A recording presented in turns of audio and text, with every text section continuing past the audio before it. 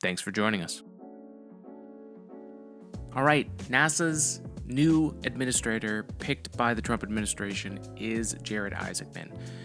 We're going to stick to a little bit of history here to give you context. We're going to try and stay away, as much away from the politics of it, but it's important because it is the function of NASA as a government agency.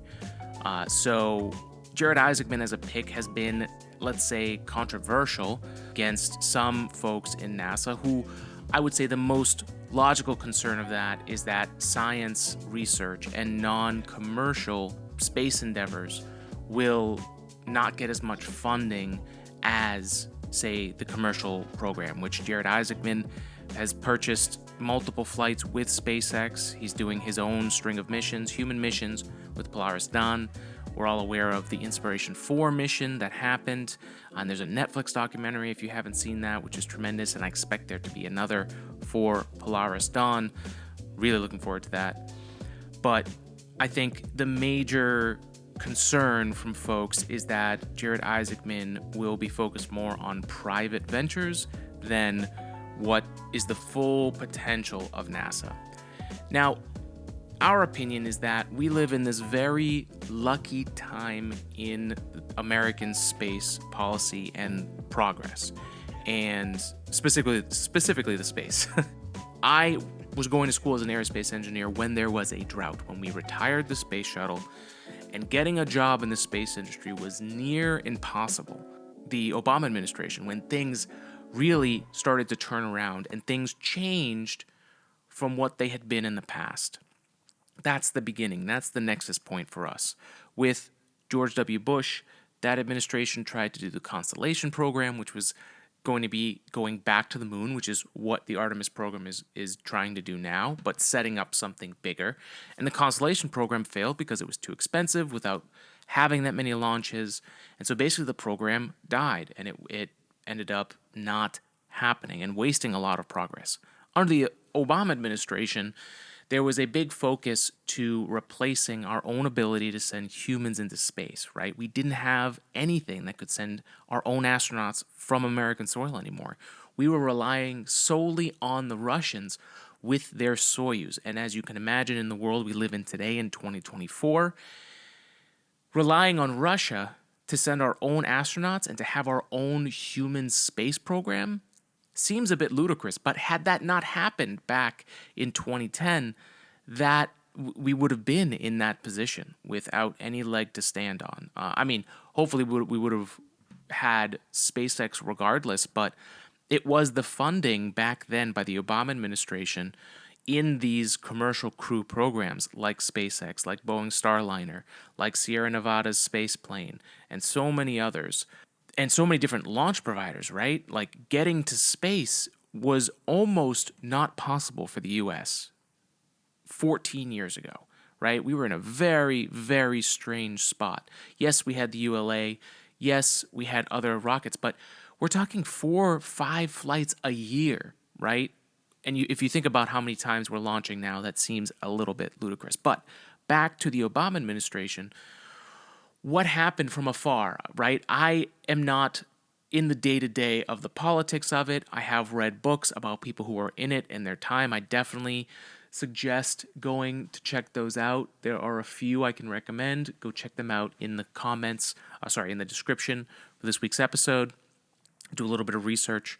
But what happened in the Obama administration was that it set up this new investment in what would become new space and what we're seeing today. Why the space industry just all of a sudden is huge and booming is not a mistake. It was a focused effort to invest long term.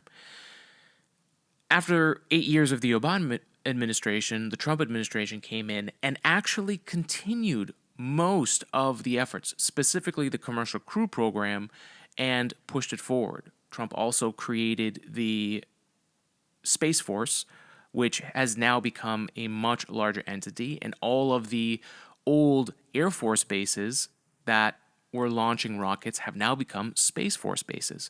And so it was an even deeper investment in widening the investment in the American space program. So basically, instead of, which was basically tradition before the Obama administration, and that they actually continued going in, was that they did not take the previous administration's space program. They wanted to create their own, right?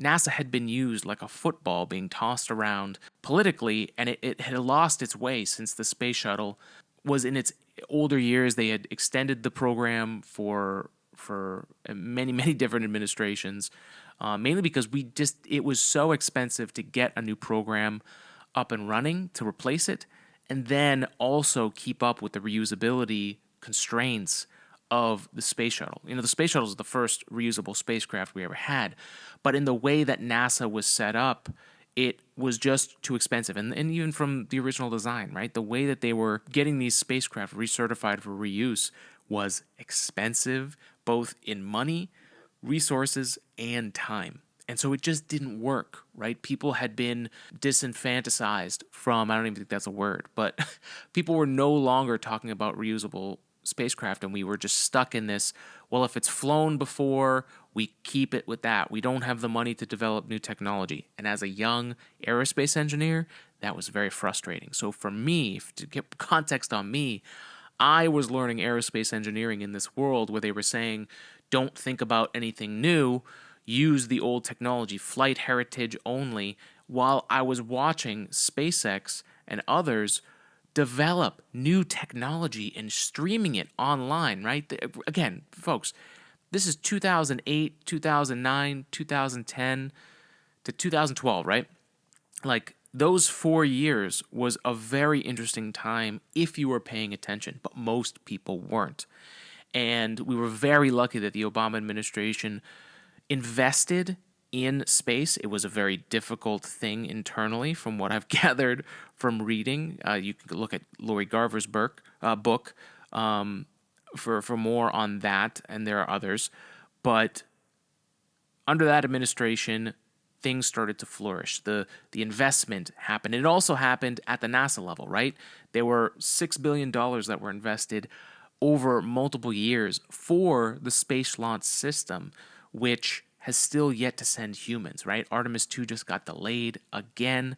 That is where we will actually put humans on board and have them orbit the moon with the Orion spacecraft. The Space Launch System is actually not the thing holding things up at this point. It's the Orion spacecraft's heat shield, which, if you're following along, was not being allowed to be discussed in most space circles. And now, obviously, NASA made the right choice and said, it's not ready to fly.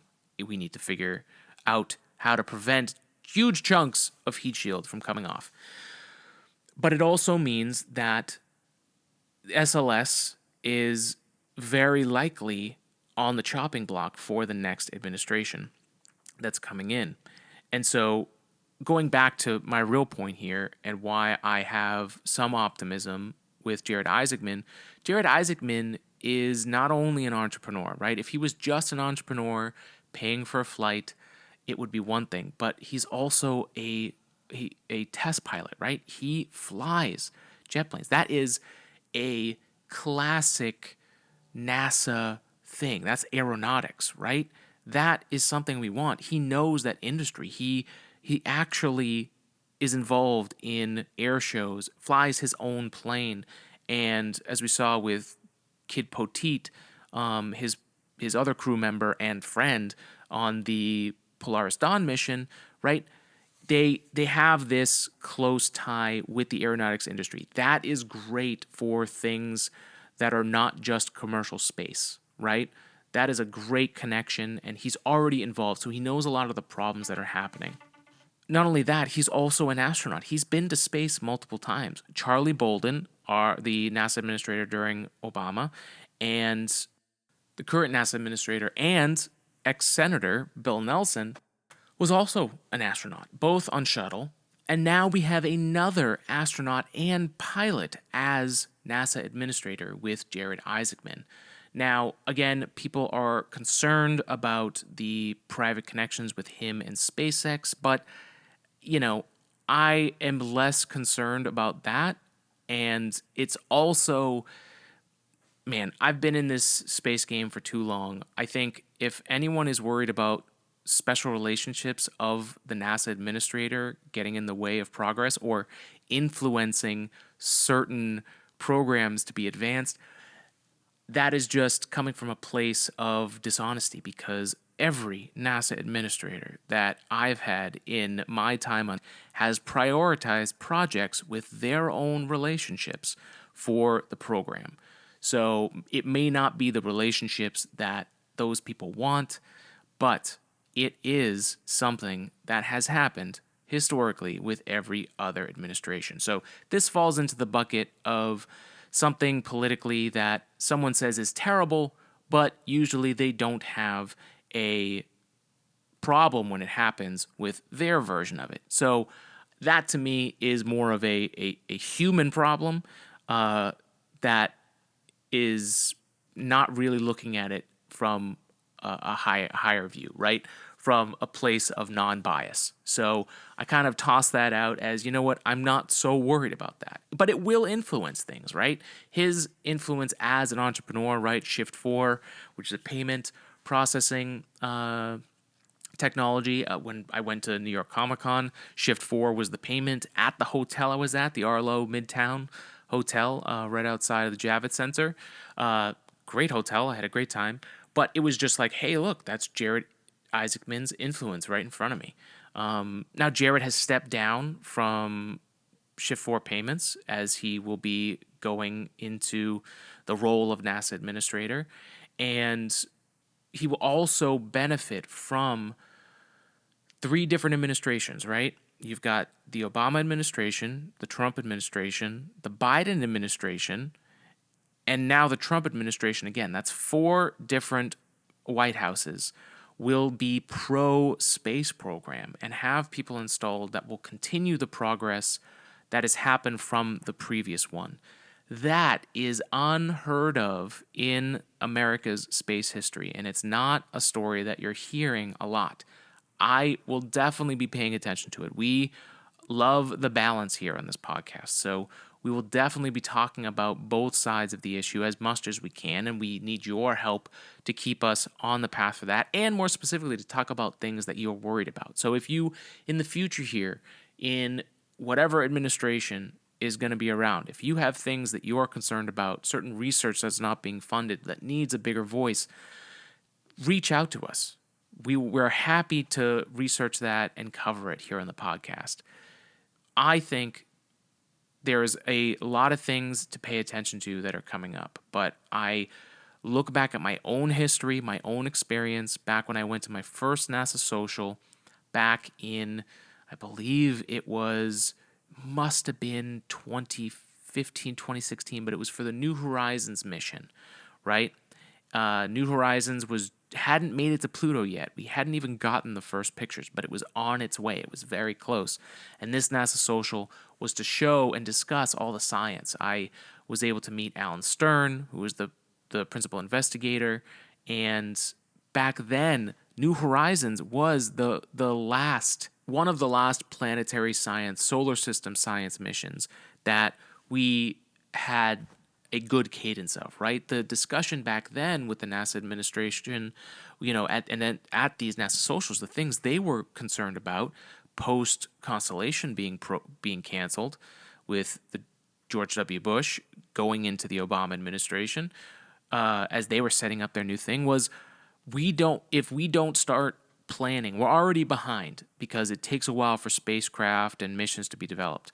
They were already behind back in the early teens of the 2000s, that there weren't enough solar system missions, and that we would reach a point where even if we started today, we would have this big gap of planetary science happening. And, we've been really lucky. Europa Clipper just launched. We've had multiple Mars missions, and luckily that did not happen. We haven't faced this huge lack of planetary science, but it did change, right? People believed it wouldn't happen, and it did change. We live in a world where planetary science and sending missions to other places in our solar system that have cameras on board are very valuable both politically but also scientifically as well, and with the public, right? People want to see that stuff. So the planetary science program did a good job of defending itself against this back then. All I know is that things can change and get better, and if you keep the pressure on and keep a voice going for different programs of NASA that may be experiencing problems. The New Horizons mission got saved recently because it was going to be deprioritized and essentially not used for its original purpose, but the team was going to lose funding and purpose for the New Horizons mission. But Alan Stern took online, spread the word, other people defended it, and so that moved things politically so that the New Horizons mission could be saved. That is the action item for anyone who's looking to defend certain programs or make sure that certain NASA research does not go through. The good thing is that Jared Isaacman is approachable. He right now is online and you can reach out to him, and I'm not saying he's going to follow up, but he's a very available person, even more so than Jim Bridenstine, who was the NASA administrator for the first Trump presidency. And he did a good job of continuing and playing nice, I shouldn't say playing nice. He played the political game and helped usher NASA through this very awkward transition, which usually meant the cancellation of programs. The Space Launch System continued forward. So now that we're on with Bill Nelson, we had a lot of the programs continue, right?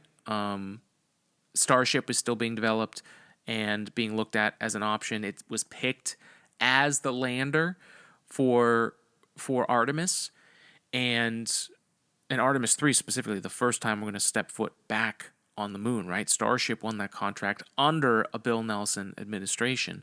So there has just been a blending, a purpling of the red-blue state of American space politics that is very good, and I think that's going to continue here. I think even if Jared Isaacman wanted to cut a lot of programs, it doesn't quite work like that.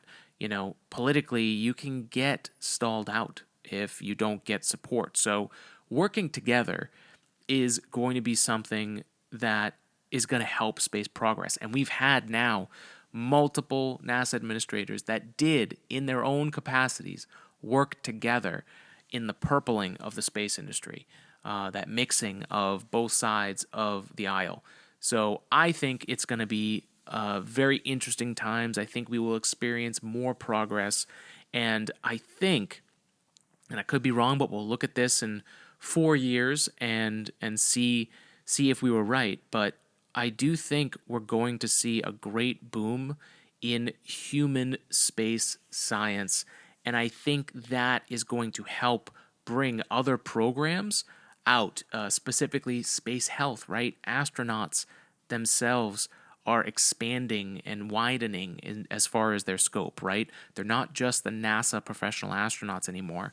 The private space industry, the space tourists, space flyers, as it's been called here as well, those folks have a much wider health range than we've seen in the past. So, and with Jared Isaacman being at the forefront of new human spaceflight, private spaceflight, right, citizen spaceflight at a near NASA level, that is very exciting, and I expect a lot of NASA programs to continue to grow, and maybe even some new ones. But I am very optimistic. I would like to hear your thoughts. You know, we're open. This is a science podcast. We're open to the debate of ideas. So please feel free to reach out to us and send. You know, let's all learn together. So send whatever you can, resource wise. Let's have a discussion, and we'll see what happens, folks. Because none of us can read the future, but we are living in the most space momentum of my lifetime, and I see Jared Isaacman as someone that's going to continue that momentum. So in that way, I am very excited. I know we're going to have plenty of things here to discuss and cover, and so I'm really looking forward to it. But we've gone on for too long. Those are our thoughts on the new NASA administrator, Jared Isaacman, and what it could mean for our space future for the next 4 years and beyond. I am Alex Girofanos, your space science podcast host from the East Coast. Thank you for joining us. Follow us online, Today in Space Pod, on Instagram and X/Twitter. Today in Space on TikTok, again, for however long that lasts. And then subscribe to the YouTube page. Like, follow, subscribe, hit that bell so you can get new notifications here in the future. And then always, you can email us at todayinspacepodcast@gmail.com. Folks, spread love, spread science. Have a great rest of your day, and we'll see you next time.